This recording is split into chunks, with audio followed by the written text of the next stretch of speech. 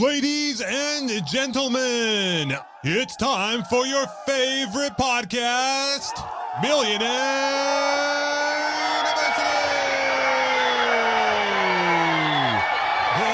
What's up? How the heck are you doing today? In today's episode, we have our first ever interview with none other than a brother from my same mother. My brother Derrick and I talk about all the things, how he got involved in entrepreneurship, from flipping a couple houses to his rock chip repair business, to his app business, to his Airbnb business, as well as his current partnership with Janela, which is essentially an e-commerce/retail business. The thing I love most about this interview is you're going to see that Derrick is just a normal guy. In fact, between the two of us, there were so many repeated phrases and filler words, and I spent hours editing this thing. But the reason I bring that up is sometimes I listen to a podcast or a book and it's just over my head, and it makes me feel like, I don't know if I can do this. But one of our main goals here at Millionaire University is to keep it simple and let you know that you can do this. Anyone can start a business, and Derrick has a great way of just keeping it real and keeping it simple and down to earth. So without any further ado, let's get to the interview with me and my broski, Derrick Williams. What's up, brother? Hey, how's it going? Good. Why don't you give some of your background so everyone can have a little bit of context? I will start off by saying most of our siblings are very entrepreneurial, which is interesting. Yeah, I've been an entrepreneur, I don't know, the past 15 or so years, kind of full time. But when people ask, because you are Steven, me, Brittany, Jenny, and her husband, and people are like, whoa.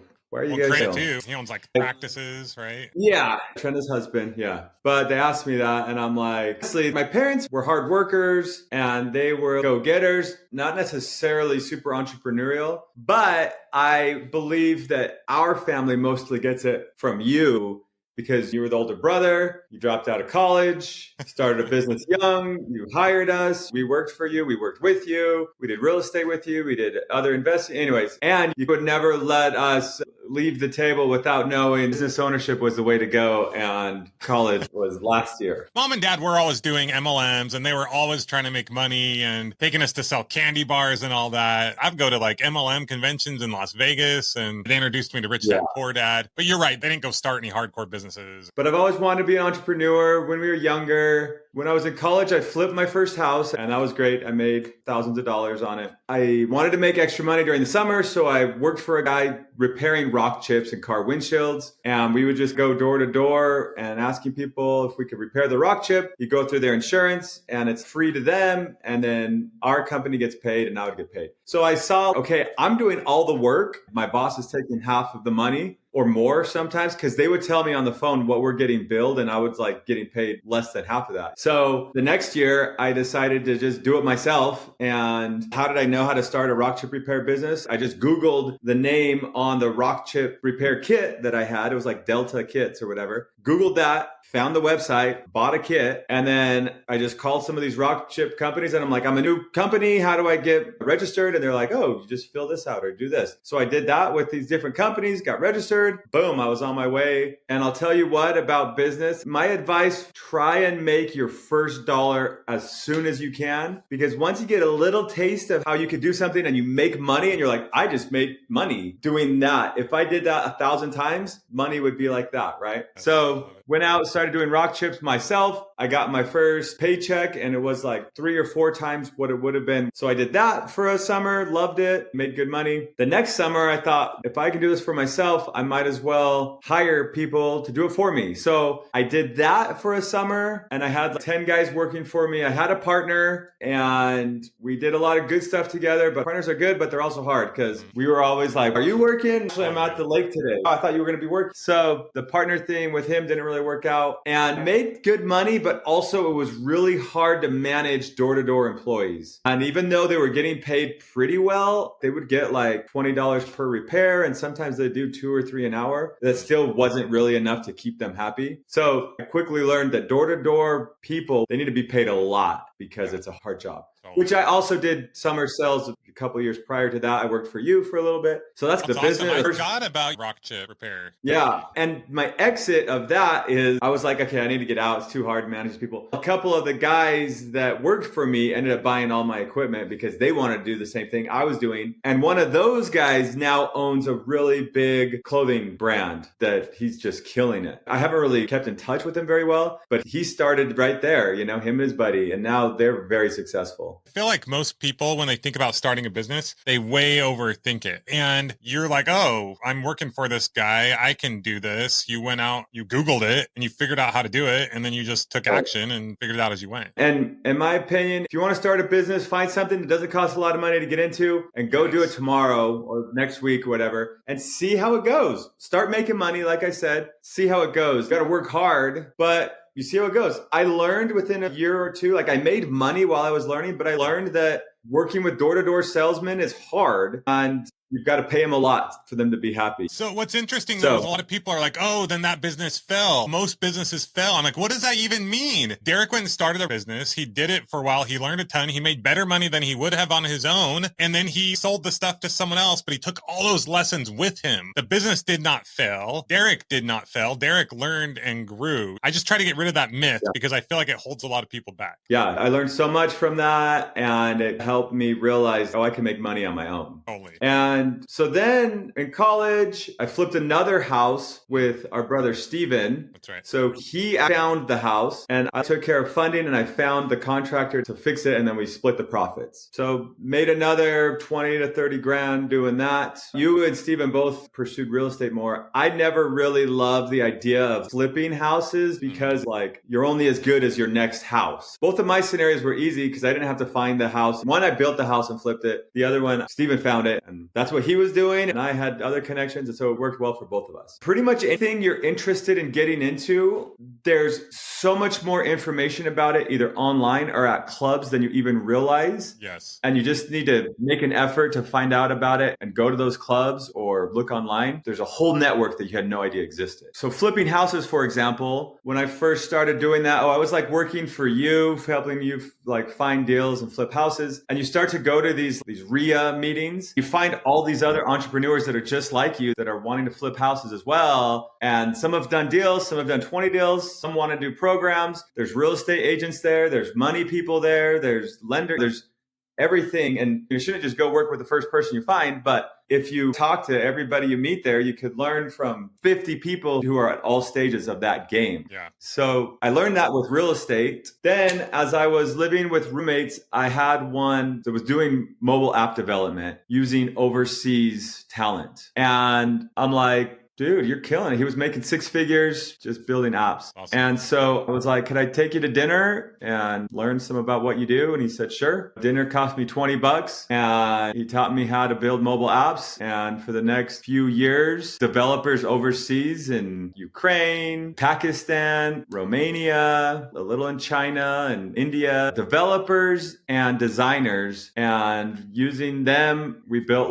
20 apps that I had on the store and made a ton of money doing that. This was 7, 8, 9 years ago, but I didn't know how to develop mobile apps. He gave me a few ideas and then I just would Google it or go to some of these forums. And there was a whole community online that was doing it. Flipping apps. You can buy different apps online. There's different websites that host them. What I got really good at was monetizing the apps. I found an app that was getting a bunch of downloads, but it was just a free app. So I took this app that had a lot of users and I made a freemium version out of it, which means I made it free for the first 10% of the app. And then to do anything more, you had to pay. Yeah. And I got a few negative reviews when I first did that. Nobody likes paying, but people were paying. And I was actually making money where the person before me wasn't, the person who sold me the app. So I took it and I made a freemium model and I put ads on there. I think maybe that's the only thing there was ads, but I made it so you could remove the ads for a payment, different types of freemiums. And I just became an expert at building mobile apps that weren't even super sophisticated, just simple games or design type apps. For the games, I would charge money for coins and people would pay real money for fake coins in the game. That's awesome.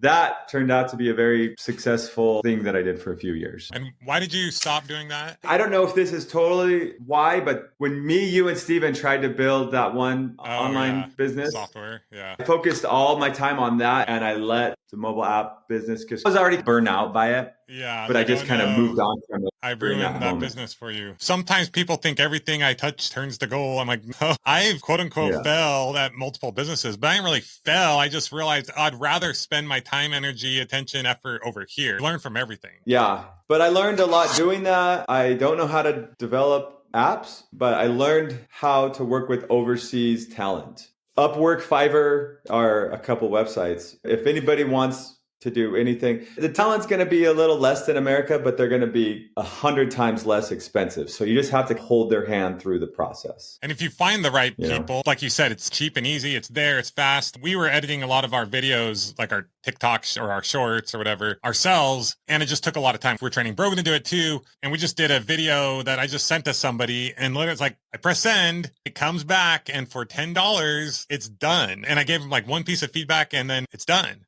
And the truth is he'll do, if you send him more, he'll do them for like $5. I'm like, this is going to change our life. And that's just one little example. Yeah. And it's all about, these are other people overseas that want work. I can give you work. Here's $10 for you to edit this. And he's probably just waiting there hungry for work. Totally. And so it's cool to be able to help people make money too. Yep. I love it. Yeah. So finding the right people, it sometimes takes time, but I worked with this guy, Salim Mohammed from Pakistan for a couple of years. We would FaceTime every night from like 10 p.m. till midnight or 1 a.m. And then I would go to sleep. He would do the work. I would wake up and I would see all the work that was done and test it out and make the corrections. But he would tell me about his dating and about his family, and they wanted to do arranged marriages, but he wanted to do a love marriage. Anyways, it was like he became one of my best friends. That's awesome. And he was a guy in Pakistan. And then he ended up getting married. And I'm like, what could I get you as a gift? And he's like, the one thing I would want is for you to come to my wedding. Wow. And I didn't go because I was scared to go to Pakistan. But anyways, we were buds. So I was doing that and had a lot of money in the bank because that was really successful. And at the same time, you've always traveled a ton. Traveling and stuff. I was single, so it was pretty easy and a lot of money and just hanging out. And then at that same time, our mom approached me about Airbnb. This was 7 years ago, before anybody was really doing it. We knew someone in southern Utah that was doing an Airbnb by Zion National Park, and their one-bedroom Airbnb was paying for their home mortgage. Crazy. I saw that, and just understanding numbers and basic math, I'm like, that's amazing. And so her and I opened up an Airbnb. Get this, we bought a 3-bedroom, 2-bathroom, half an acre, recently been flipped. So it was all painted, new carpet, everything, beautiful yard for $185,000. Crazy. Yeah. And now I think that same property is like $500,000. In fact, you could build, the house is zoned where we could build another structure on the house. So my mom actually had the idea and I went in on it with her. So we did our first Airbnb 7 years ago. And I said, okay, let's do one and test it out. And then in a year, if we like it, if everything's going well, we'll do another. 2 or 3 months into it, the money's just coming in. And I'm like, why wait? So then we got our second, third, fourth. And anyways, now I've got some with them and some on my own, but we've got 10 Airbnbs between the two of us. And that's been a great business as well. So going back, flipping the couple of houses and learning about real estate investing, I was able to see the numbers and see how good of numbers doing the Airbnb stuff was, especially early on. Like it was so good. And I would tell people about it, but nobody wanted to listen to me. And I'd say it's the easiest money you'll ever make. And nobody wanted to listen. My brothers kept flipping houses and I was like, just hold on to them and Airbnb them. But nobody wanted to listen. Just kidding. Now I was doing the mobile app thing and that, which is also why I stopped doing the mobile apps. I got busy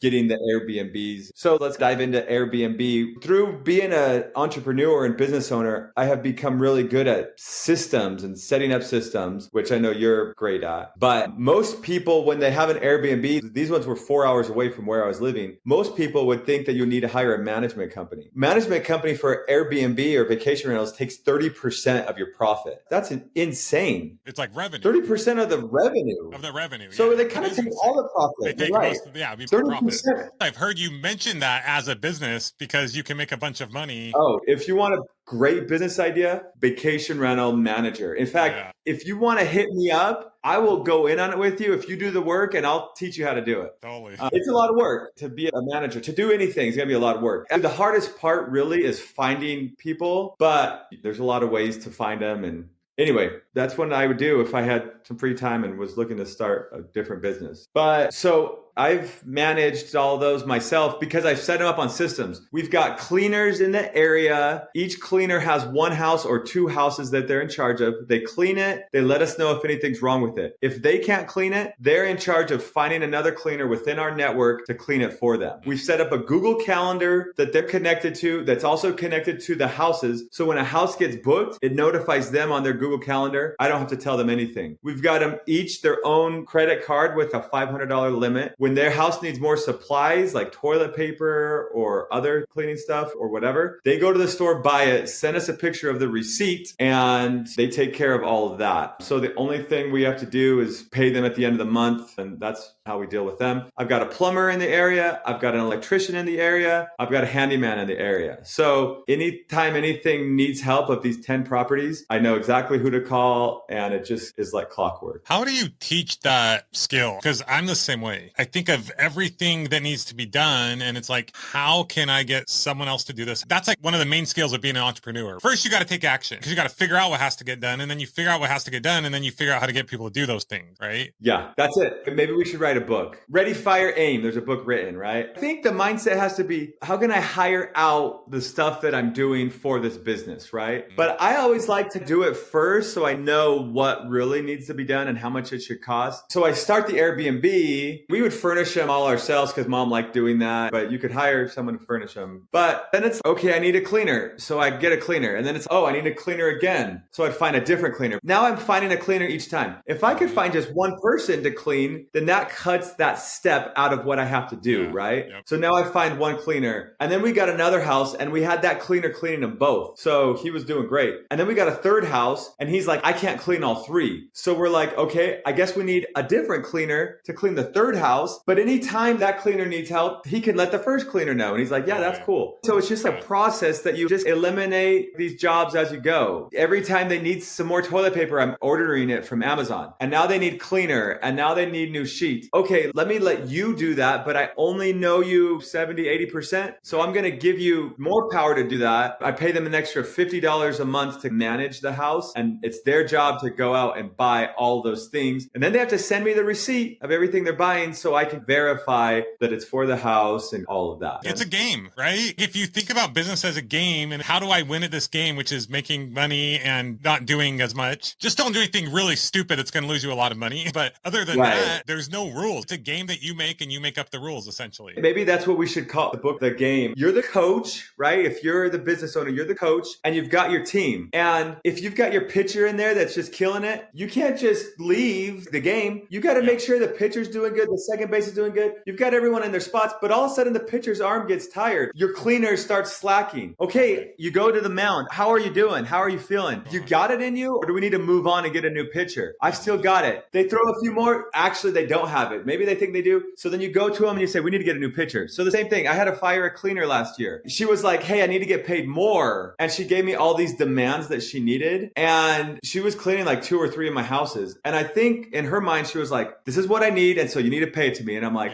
okay, well, that's not going to work out with me. And she called me. She's like, I can't believe you would do this to me. I've been such a good worker for you for all these years. And I'm like, I'm not doing anything to you. You're the one that's changing the situation. And I'm like, if this is what I need to pay you and this is what you need to make, we're not matching up. So I'm going to let you go and find someone that's here and you could go and try to find someone else that's there. I just kind of emphasize that, like, even though you have set everything up and all the systems, you still got to be watching and just making sure all is going well. Totally. And Who moved if my there's a cheese, baffle, right? then you get rid of it. Totally. Yeah. And I'm glad you brought that up So, because hiring, working with people isn't easy, but if and when you do solve for that, it'll change your life. But then you have to stay on top of it. yes. Or eventually, with Yes. your baseball analogy, you eventually hire a manager. Someone else will run it.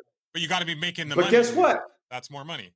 Yeah, but guess what? Every once in a while, a manager gets fired too. But yeah, it's all working up to it. And some managers also coach or whatever. Or you set up a system that manages itself, which is kind of like what you've done. And that's what I've done in my businesses. But you have to all work up to it. And sometimes you got to work back down. Totally. Look at all these big tech companies. They're firing a bunch of people and probably everybody there is okay. We went from doing a lot to a little. Now we've got to do a lot again to stay afloat. So you just got to always be over it. But it takes time to set it up. So mobile app business is coming down and the Airbnbs is taking off. So it's going like this. And my sister Brittany approaches me and she has been interested in designing swimsuits since she was young. In high school, she designed some of her own swimsuits. She likes a little more coverage than what they were offering out there. So she would make her own suits and her own cuts. And she loved that. And then she went to like a little bit of fashion design school in college. And anyways, 6 or 7 years ago, she and her husband approached me or she's making suits. And I'm like, those are awesome. You should sell them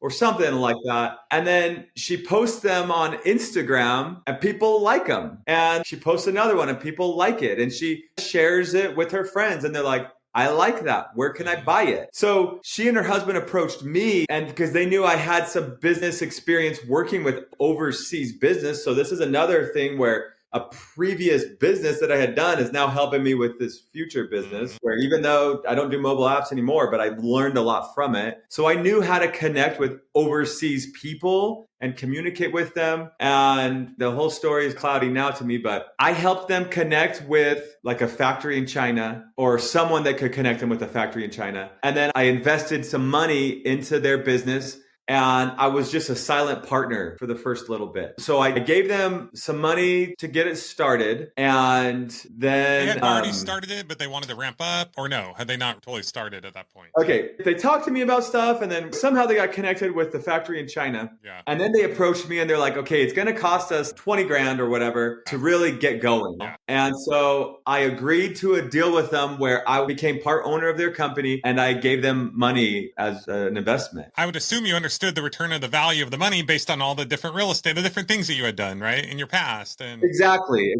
If I'm investing this amount and if the business could make this amount, it's just like flipping 20 houses. You used to do this a lot. You would have all your percentages and you're like, this is how you make the money, I love as an investor. But it's all in business. And in fact, this goes back to like where people are like, math's not important. You never use it in the real world. Totally. Yeah, you don't really use calculus and trig and all that. Yeah. But you do use a lot of basic logic and percents and that stuff. And so even though, you don't need all that extensive math, but you do need to know percentages and you do need basic math. So pay attention in like multiplication, and percentages. Yeah, pay attention in like math 1010, but not math 2020. Yes. Whatever that is. Yeah. So I invested, but this is an important part of it. I didn't just say, here's the 20 grand. I said, where is this money going? What are we doing with this money? They're like, oh, that's going to buy samples. That's going to buy the first round of suits. Okay. I want to see a sample. And before we buy it, it's going to be perfect. And we're going to get 10 samples and keep the top 3 because I'm not just throwing this money away and letting the business die. If I'm putting money into this, I want the business to be successful. And so you're required to make sure like these suits are the best quality and the samples fit perfect before I actually give you more money. So like we started with 5 grand and it was like, get your first round of suits. But before we really move on, I want to see that this is the right quantity, that it's selling, all of that. So they made the first order and it went well. And so it was like, okay, here's another 5 grand. You place your next order and that went well. It was like, okay, I'm starting to believe in you and with my money essentially. Even though I was giving them the money, there was like some caveats because I was a silent partner as far as the business goes, but I wasn't going to just let them waste my money. Like I wanted to say in that. It was my investment. You wanted to see them succeed, and they were, obviously. But yeah, and they were young entrepreneurs. They didn't really have much. That's the thing that's the thing about like Brittany, she's amazing, but she's not like this like cutthroat, diehard, typical entrepreneur, right? In the past, Right. what like Yeah, she's become a little more feisty and gets it a little more. And I never said she wasn't feisty, but no, I'm just kidding. yeah. See, I'm just saying, I think a lot more people can start businesses than people might think. You don't have to be this insane, crazy entrepreneur. She wanted a modest swimsuit. She made one. People liked it. She started selling them. She's like, how can I do more of this? Exactly. She had the vision. And in fact, the reason why I was willing to invest in her and Kaylin is because she was so passionate about this thing she was doing. Which it takes passion to really be successful as an entrepreneur, because no one's going to be telling you what to do. Nope. You have to think of it yourself. There's no one above you. No. So you've got to be the one that comes up with the ideas and what to do. Anyways, so part of the story is that's how I also helped. We had the Instagram, it was going well, and we built a website, and it was selling suits. And I'm like, all right, we've got to figure out how to get these suits in front of more people, like more eyes. And so I'm like, what if we did a kiosk at the mall? And anybody I say that to is like, a kiosk selling swimsuits without fitting rooms? That's the dumbest idea. Yeah, it is a dumb idea. But guess what? It gets the suits in front of people's eyes that they've never seen them before. And we would do all sorts of things like they would go into the bathroom and they'd give us some collateral to try them on. They would go into the store right next to us and sneak them into the fitting room, try on one of their shirts and our swimsuits. We just did what we did. And a few times we got busted because stores caught us. But you know what? It built the brand. It built the business. Well, and it proved the idea. Yeah, exactly. There's more and more people that want this. So the kiosks were successful. So then we opened up 4 kiosks, and those were all successful in different malls. Yeah. And so then I'm like, what if we opened a store? And there was a lot of pushback for that. And so I'm like, I'll pay for the store, and the money we make from the store sales will pay it off. I will fund it, cover everything that doesn't get covered in the sales of the store, essentially. Yeah. From month one, the store was profitable. So I didn't have to cover anything. And then, so that store was successful. And here we are 5, 6, 7 years later with 8 stores and doing big online stuff, doing wholesaling. Oh, and 3 or 4 years ago, I totally sold out of the mobile app business. I sold that to a company out in San Francisco, and I went all in on Janela Bay, the swimsuit company. So now I help them with that, and I manage the vacation rentals. And you just recently happened to have 4 kids. Yeah, and last year I married a widow with kids. I was single for my whole life, never married. And then I married a widow with 3 kids, and we just had a baby. And so now life is busy. Derrick went from being the most free to being the busiest. Amazing family. Lauren's awesome. And the kids, they are movers and shakers for sure. Yeah, for sure. So that's my entrepreneurial journey. As far as like why work for yourself, it's just so if you like being told what to do, then go work for someone, you know? Exactly. And if you like making a fixed amount of money, which some people do. Some people do. Somewhere between 40, 50 grand to 150 grand. That's probably around where you'll make. Depending on what you're doing. Doctors, lawyers might make a little more. Yeah. Big time like VPs or whatever. But that's what you'll make, which that's great money. Now, you're a prisoner to the job. You can work from home, I guess, and things are getting more lax in a lot of workplaces. But like working for yourself, as long as you're making money, you can work as hard or as not hard as you want, just depending on what you need or how the money's coming in or what the business is doing. And you set it up the right way, and it's great. Yeah. I could never work for anybody again. No way. The last time I worked a real job was, I guess I did work a little bit after that, but the main last job I worked, you had some football game, like a big game I wanted to go watch. I'm like, hey, I got to leave like an hour early to go to my brother's game. Okay, as long as you get everything taken care of. These guys were just like hanging out and smoking all day. This was at the Frito-Lay warehouse and just not doing anything. I busted my butt that day so I could leave on time. And at the end, I'm like, hey, I got to go. You aren't going anywhere. And I'm like, yes, I am. I told you I needed to leave, and I worked really hard today. And I did all this stuff. Like, we're not done, so you're not going anywhere. And I just waited till the time. I was checking someone out, threw the clipboard on the box and said, peace out. Nice. One of the guys that I was checking out was telling me I should key all over the box. Of course, I wouldn't have done that. But you want to. You're like, I just can't. I don't like other people controlling my life. I want to be in control of my own life. Yeah. So you and I are both very unemployable. Why I was laughing because I think I might have been the last person that you worked for. So I may have been the one to make you unemployable. Yeah, probably. Even with you, like you wanted me to work as if it was my own business, which because you value that kind of work ethic, but it wasn't my own business. Right. And so I'm like, what do I get out of it? I'm not the business owner here. I'm just an employee. I want free time. I want my evenings free. And you're like, if you get a call at night, you got to take it. And I'm like, screw you. You want me to, so there's like a problem there. But Totally. so I'm like, no, I want to hire someone to take that call at night. Yeah. That's what you were doing to me. It comes down to kind of like what you're saying, not that I'm comparing to that other lady, but at the end of the day, someone might be looking for a certain thing. And then it's like, do we agree to this? Do we not? Anyway, fun times. So what's your main piece of advice that you would give to anyone who wants to start or grow their business? And then I know you always have a ton of business ideas. Maybe we can rattle off a few of those ideas. My piece of advice to start is first off, get rid of distractions, especially in today's day and age. Even me this morning, I'm like, I need to get rid of distractions. Get rid of things that suck up your time, like Instagram or TikTok or YouTube videos. If you're being distracted, then get rid of that. And for me, when I have an idea or like I'm building a business or I'm trying to think of a business, the best place for me to be is on an airplane. A 5-hour airplane ride where I don't have internet and I don't have any other thing that I can do except for be with my mind. And if I'm trying to think of a new business, just think about all the different business ideas I have and pros and cons. Or if I've already thought of a business idea, think about, okay, what are things I can do to make this business better or to grow the business? And write them down. Give it hours, look it over, write more down. Just like big brainstorm of how to build the business and then start doing it. Google how you could do this, make phone calls, do this, do that. So there's a piece of land here I'm interested in and I want to rezone it. I don't know anything about that. I called city council, I've called the realtor, I've called someone else. I'm not stopping until I at least figure out if it can be done or not.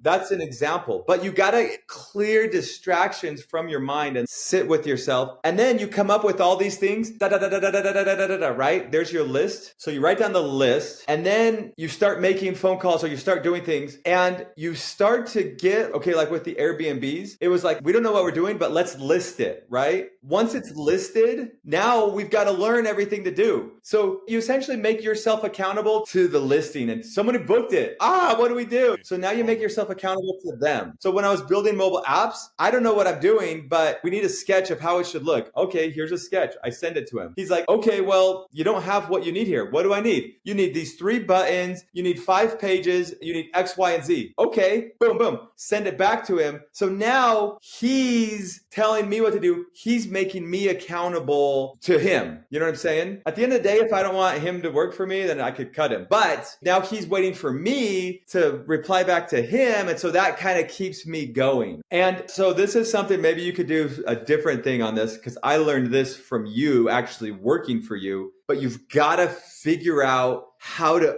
be more organized and calendar your to-do list better. Okay. Majority of people I know are not good at this. I think they're not good at it because it's very hard to be organized, which I don't think I'm organized and I don't think you're very organized, but we've got to hack, like we've hacked the system to help us organize our tasks and our calendaring. And I don't know if this is what you still do, but you taught me how to just use the basic Google Calendar, write down everything you need to do, put the most important stuff at top, and then go down. You go down, do it all, boom. If you don't get to this today, but it still needs to be done and you can wait till tomorrow, move it to tomorrow.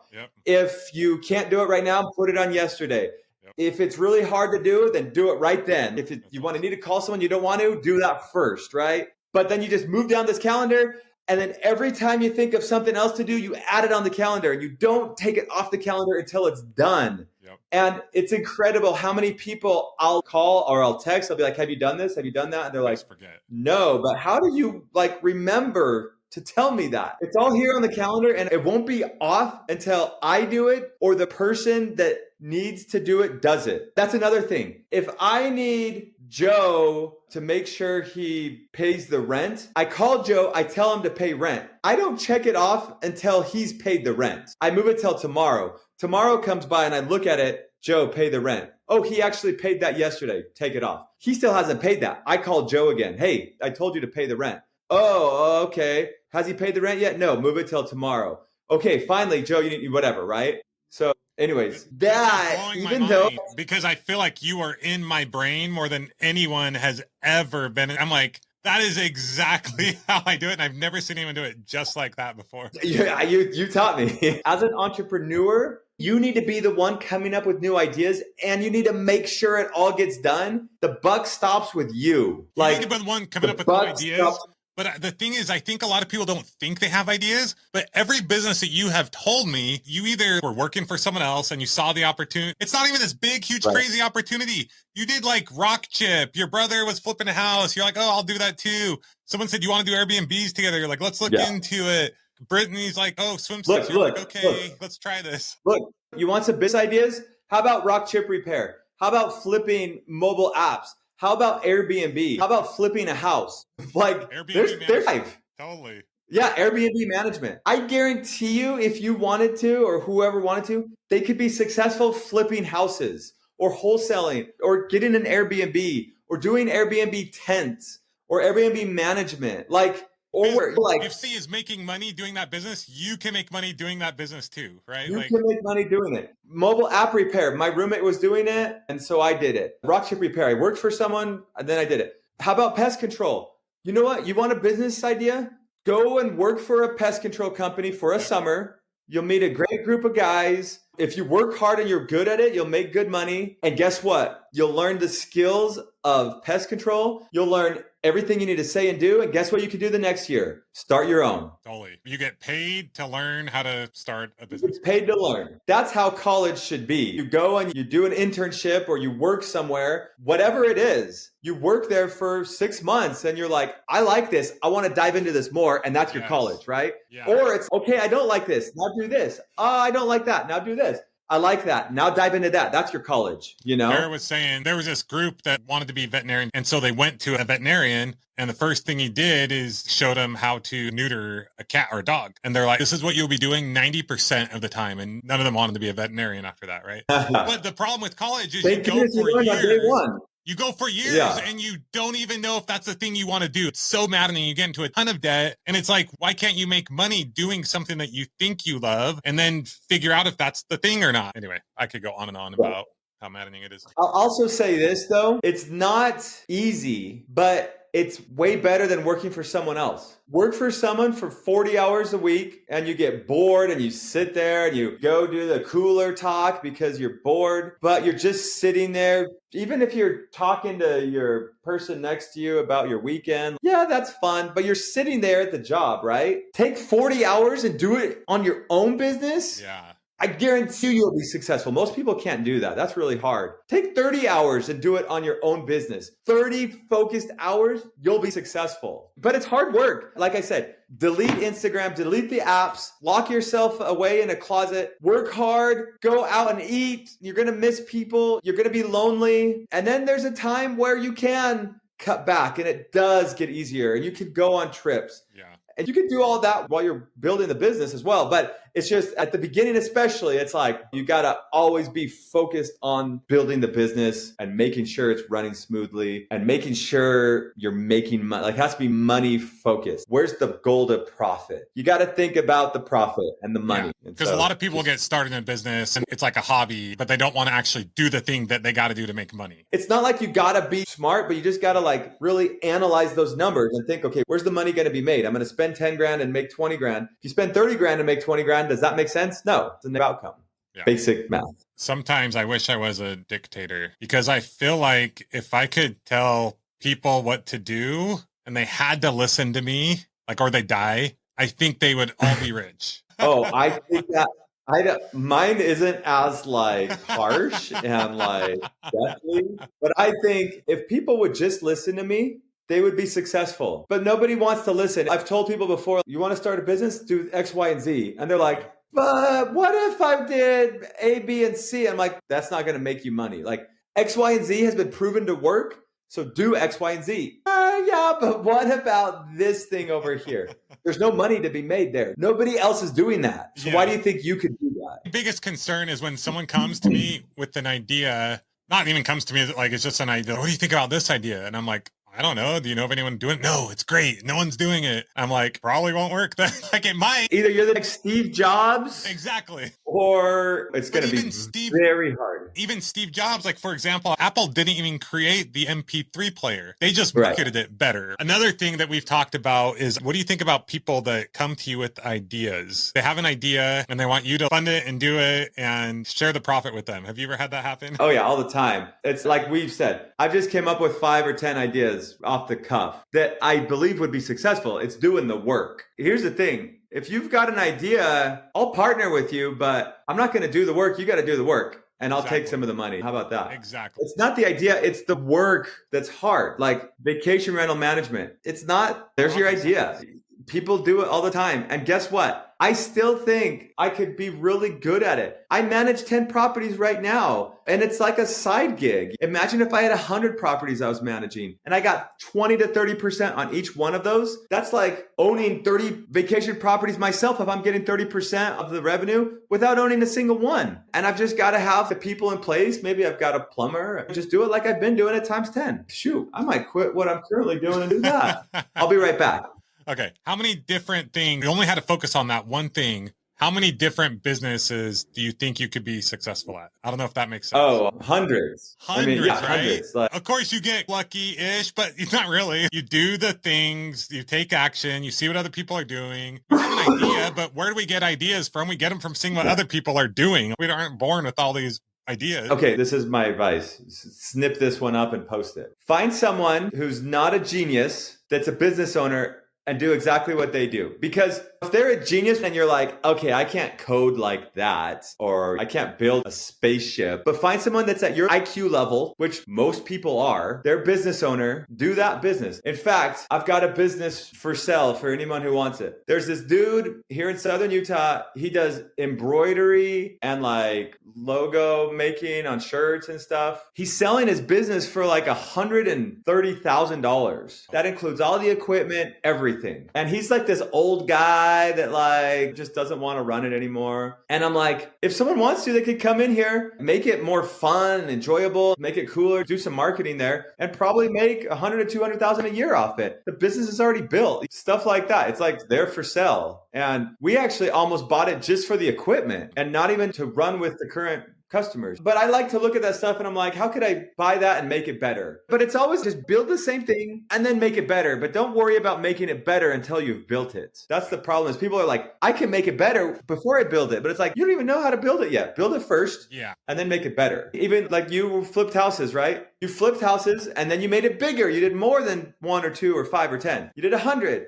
And then you're like, how can I make that even better? I'll start teaching people. How can I make that even better? I'll hire coaches to help me do it so I can get more people. How can I make that even better? And so I'll sell it. Now you're doing something that other people aren't doing. And then you sell it. And just collect a check every month. Yeah. But to each their own. It's a win-win and people love it. To your point of finding someone who's not quote unquote like that smart or whatever, it's funny because today I was listening to this podcast of these like really smart tech guys. And afterwards I started to feel overwhelmed and like I didn't know anything and this like imposter syndrome. And so I had to go back and listen to people that are just down to earth. For example, afterwards I listened to a 16-year-old that is having success in business but isn't well spoken. I'm like, okay, like I'm keep going forward, keep it simple. The other day I was at church and I met this guy and I'm like, what do you do? And he's like, oh, I own a business doing party supplies, renting out party equipment or wedding equipment, chairs, tables, decorations, and that stuff. And he seems to be pretty successful, but he's an older, like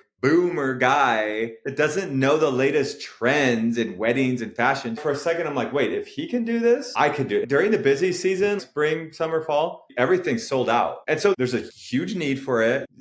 Anyway, so if that's something I wanted to pursue, maybe I'd ask him like, what are the things that sell out the most or whatever? Oh, chairs and tables. Okay. Go buy some chairs and tables from wherever and put them in my garage, open up a business and say, hey, come rent these. I'll deliver them for this fee and get it going. Now people are delivering. Do you also have signs? Yeah, actually I do. What signs do you need? I wanted to say this. Okay, I'll make them. You'll pay for them. That covers the cost. Now I've got signs. Do you have silverware? Oh, yeah, actually I do. I'll go buy it real quick. Here's your silverware. They just paid for half the silverware. And before you know it, your garage is full and you need to get a warehouse. Yeah. That's how you build a business. There's another idea for you. I love it. Let me know when you build it and give me 20%. Yeah. Like it's that easy. But it really is. Whatever it is that you think you could do, just go start doing it. Don't go blow a ton of money. Figure out how you can do it with spending little to no money and then grow into it. Here's another idea, which food is hard because a lot of waste, but hey, how about you go sell ice cream? Go to the fair and sell it. See if people buy it. Oh, they like it? What flavors do they like most? Okay, buy those flavors. Don't buy the flavors that didn't sell. Oh, they want toppings? What toppings do they want? Okay, get those toppings. Oh, they want like fun toppings? Get cool, unique toppings. Oh, maybe you're doing Star Wars toppings. Maybe you're doing theme toppings. Okay, you want to do a big banana split? You want to do the whole kitchen sink? What are people buying? Grow your little ice cream stand that you started selling at the fair. Now you have people coming to you. You've got a food truck maybe.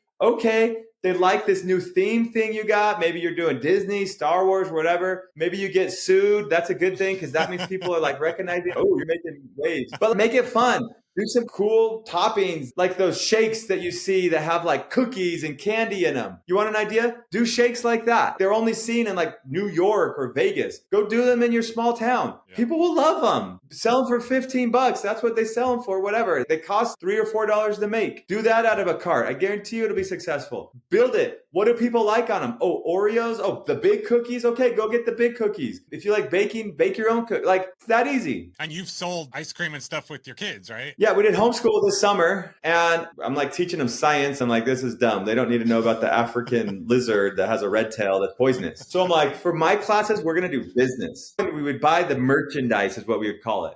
Yeah. So we'd go and buy the merchandise. We were going to do home baked cookies, but we just were like, that takes a lot of time for the kids, whatever. So we would just go buy the cookies at the grocery store that were already made, not the sugar ones, those are gross, but the other chocolate chip ones, the moist ones that probably have tons of hydrogenated oils. So we'd go and buy those, and then we'd get some Capri Suns. And actually, we were doing Capri Suns, but then we realized the Kool-Aids sell just as fast and they're half the price. So then we'd get the Kool-Aids, save on cost. So we're going and selling cookies and Capri Suns. We'd pick them up from the grocery store, sell them at the park right next to the beach, and with the money that the kids made, they could go play arcades or go buy a toy. And they loved doing it. They would want to do that instead of go to the beach. I had to be like, all right, we're going to stop selling and go to the beach now. Yeah. But so we did that at first. And then I was like, it's hot on the beach. Let's try ice cream bars. So we would start selling ice cream bars. My 8-year-old and 6-year-old, they made $100 in 2 hours of selling ice cream on the beach. Crazy. And at the end, they were melting a little bit. We would get like dry ice and do this and that. But guess what? They were still selling. They made $100 in 2 hours. Imagine if you take that to the next level, which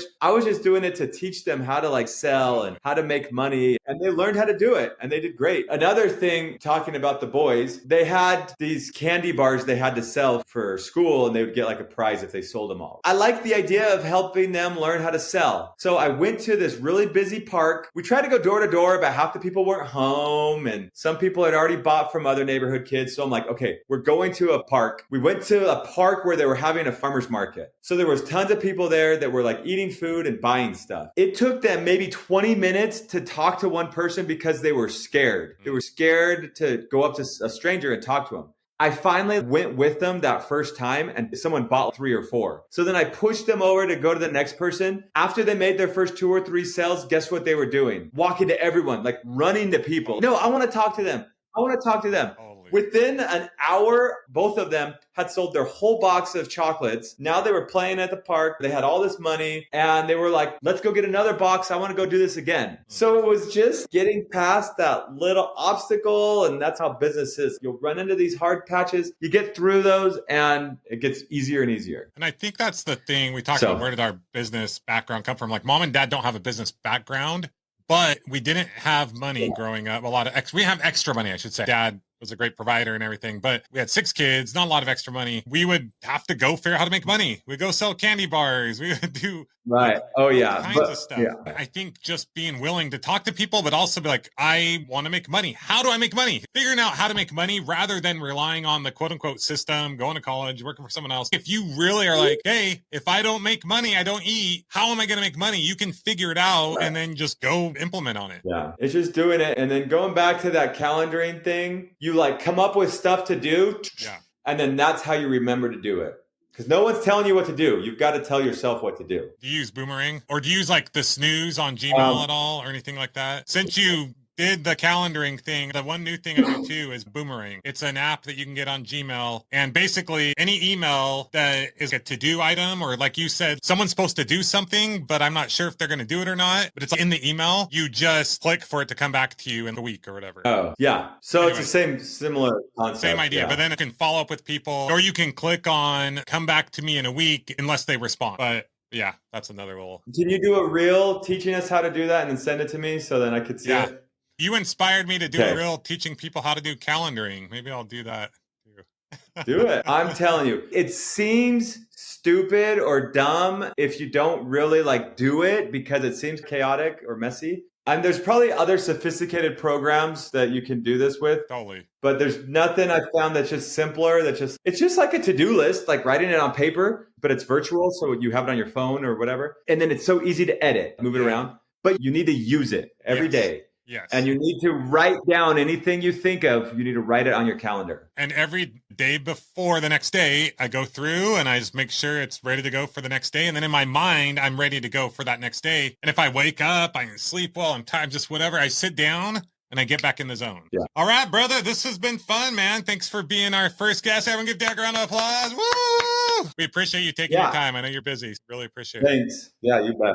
And just like you mentioned, I'll be honest, this has been the first time I've done an interview in several years. It's like figuring out the tech. But then once you figure that out, and I'm like, oh, now it'll be way easier next time. I feel more comfortable. Got the tech figured out. It's just failing forward. And you're not really failing, but just taking action. Just go. Like, let's go. Let's go. Let's go. All right, we'll see you this weekend, man. Take care. Okay. See ya.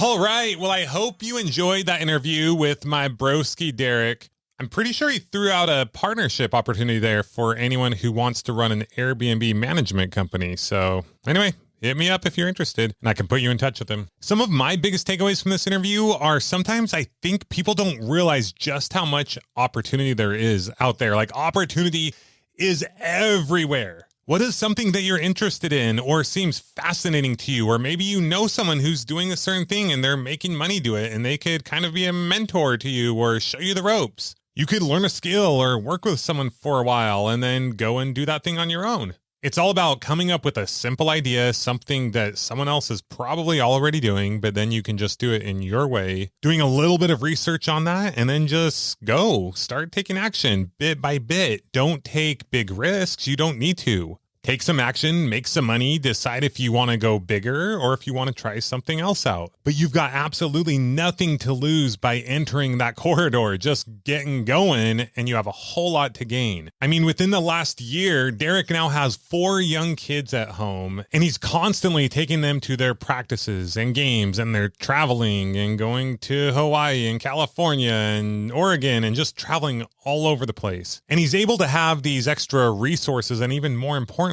this flexibility because one day he decided, I'm tired of working for my brother.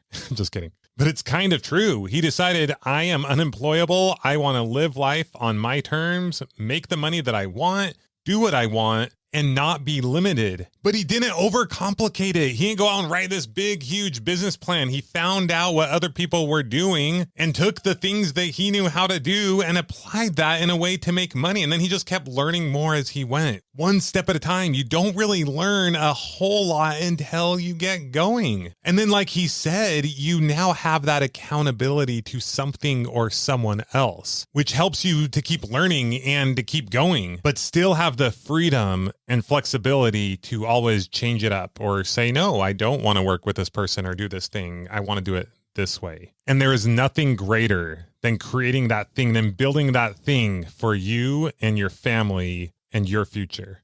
All right. Well, thanks again for joining us on today's episode of Millionaire University. That was a lot of fun. I think we're going to keep doing interviews like this from time to time. If you have yet to leave us a rating and review, that would really mean the world to us. It'll only take you a few seconds and it would mean so much to us. And if you have yet to get our free business course, go to millionaireuniversity.com/training. Other than that, get out there. Let's do this. You can do it. I believe in you. Don't even get all like crazy hyped up. Just what's something you want to do. Do a little bit of research on it and then just start taking those first steps. Then you'll come up with more questions and then you take some more steps and then you start getting traction, which will give you more questions and then you'll find more answers and you'll just keep learning as you go. We believe in you. We can do this together. We got your back. Where will you be 1 year from now? I can't wait to see. Until next time, this is Justin Williams, Chief Money Maestro, signing off.